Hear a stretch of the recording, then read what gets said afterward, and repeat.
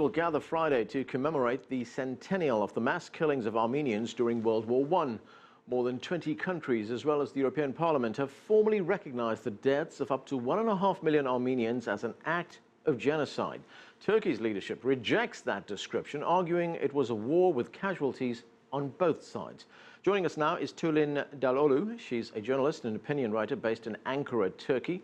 Also with us from the state of Utah here in the United States is Tal Buenos. He's a doctoral candidate in political science at the University of Utah and has studied the Turkey-Armenian conflict extensively. Thanks to both of you for joining us.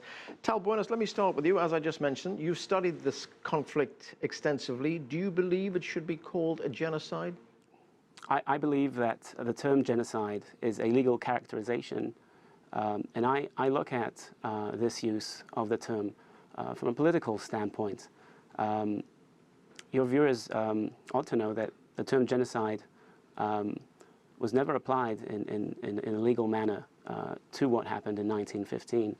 And so the reference to genocide, in my view, is purely political. Tulin, how will Turkey commemorate what happened in 1915? There was so much reported on the deaths of up to 1.5 million Armenians, as we know, but what were the losses for the Turkish people? Well, from the reference of the Turkish people, you know, it's not only about the Armenian people. We're also talking about the time of the First World War, which brought the end of the Ottoman Empire, much like plucking a chicken off its feathers. So from the Turkish perspective, that defeat was heavy. The trauma went deep. Millions lost their lives regardless of their ethnic and religious background. So from the Turkish perspective, when they look back, they do not only recall the Armenian suffering, but they, remember that huge defeat that Ottomans faced and that eventually brought the, foundation of the Turkish Republic. And Tulin, what do you make of this raging debate over the terminology, the use of the word genocide? Because, I mean, as Tal pointed out, there are legal implications here, but is there too much emphasis being placed on the use of that word? Look, it was a tragedy of huge proportions nonetheless. Right. When you look at the Turkish narrative, you do see that there is a lot of emphasis of the Armenian revolutionary committees cooperating with the Russians, conducting a very violent insurgency that, created a trouble for the Ottoman army. And so this is a real problem from the Turkish perspective. And so when they look at it, they see that the Armenians betrayed the Ottomans. And so from that perspective, they see that the Armenians are also, they do also carry a responsibility in it. But, when you look at it, proportionality in response to such security threats, even at times of war, should count. So when I look at it, I personally think that there is, it can be called genocide, but I'm not a legal expert, so I do not want to put my focus on how do we, word what had happened in 1915. But what is important to me is how do we reach out to people who are mourning? How do we reach out to people who are stuck in their traumas and cannot get over losing their loved ones? What do we do for them? And in doing so, it is unfortunate that Turkey built an image, a self-image of reacting to one single word. In return, we, played down our humanity. And that's not the true image of the Anatolian people of this beautiful land. And that is the continuing tragedy of our times. Tal, last year, the Turkish President Recep Tayyip Erdogan offered his condolences to the grandchildren of Armenians who were killed by Ottoman soldiers. It was considered at that time a very historic step. But this year, we're hearing a little bit of a change in tone, a little bit of a change in emotion. To what do you attribute that? Well, I'll start by saying that offering condolences seems to be the most that Turkey can do right now. Considering that there's no partner for reconciliation on the Armenian side, it seems offering these condolences was a unilateral act, and it seems that all suggestions and invitations of a bilateral nature were rejected. And so that's why we should consider these condolences to be, sincere and the most that Turkey can do at this point. But I want to add to what Tulin said about the Turkish perspective. I actually would like to talk a little bit about the academic perspective. We often hear mention of 1.5 million Armenians, but there's been a lot of differing views on the number of Armenians casualties that suffered from this tragedy.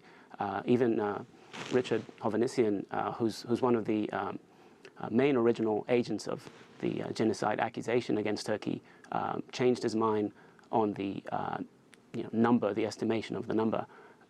So that's one thing to have in perspective. Another thing is, once we realize that there's a difference between the genocide scholarship and the scholarship produced by Ottomanists, produced by historians who are skilled at studying the history of the Ottoman Empire, you see different narratives, you see different discourse.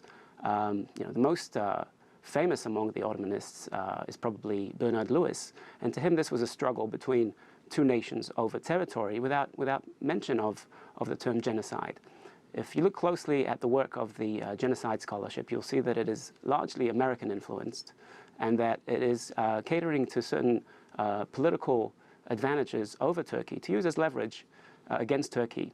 And it is effective, being that we're having these discussions here today, and we're not talking about any other cases of massacres in the 20th century or the 19th century.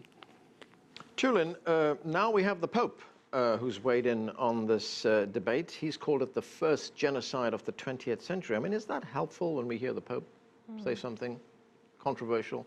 Well, the Pope's remarks received a very strong reaction from Ankara, from Turkish president to Turkish prime minister to Turkish foreign ministry to Turkey's minister in charge of European affairs. Everyone reacted very harshly to the Pope, and they said that the Pope is, invoking religion into political business, and it's not his place to do so.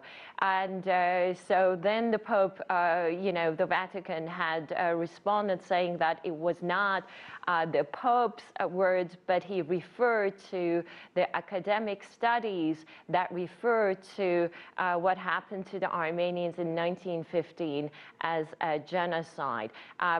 But the Turkish government reacted very harshly to the Pope's remarks. Tal, the Armenian president says that he wants to normalize relations with Turkey. He's looking for reconciliation. Let's take a listen to what he had to say. We shall, at the end of the day, establish normal relations with Turkey. And establishing those normal relations should be without any preconditions.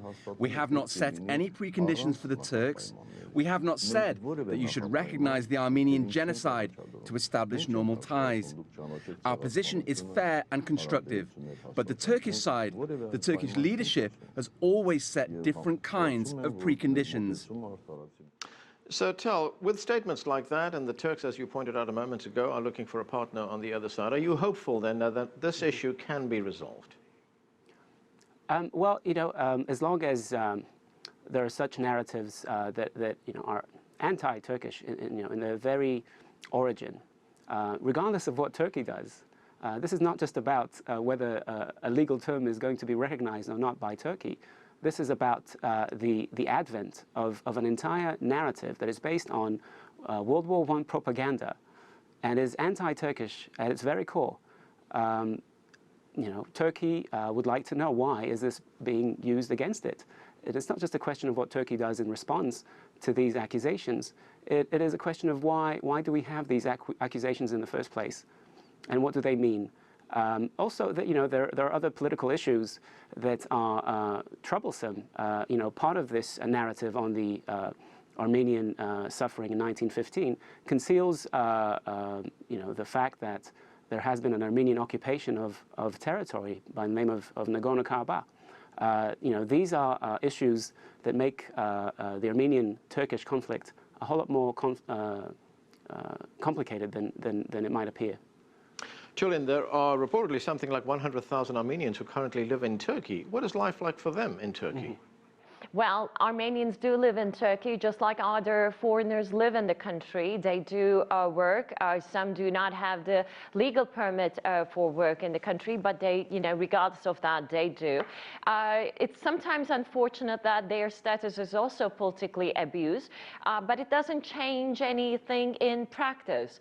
So they're much welcome in the country. They do their work, and they do receive a lot, employment in the country. They mostly, I think, work in the textile industry, and they're, all across the country, but mostly in Istanbul and the Black Sea region.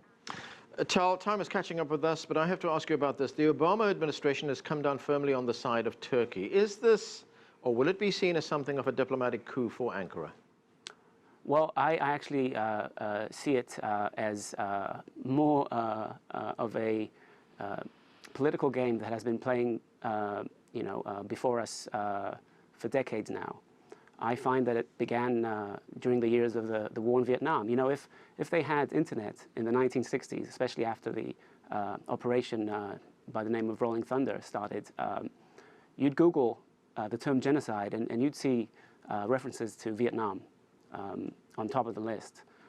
If you look today, you find that that part of history is forgotten, and the term genocide is associated with the Armenian case. To me, that is a major coup to the US government. Turkey is not a raging bull about this issue. Turkey is more like a sitting duck.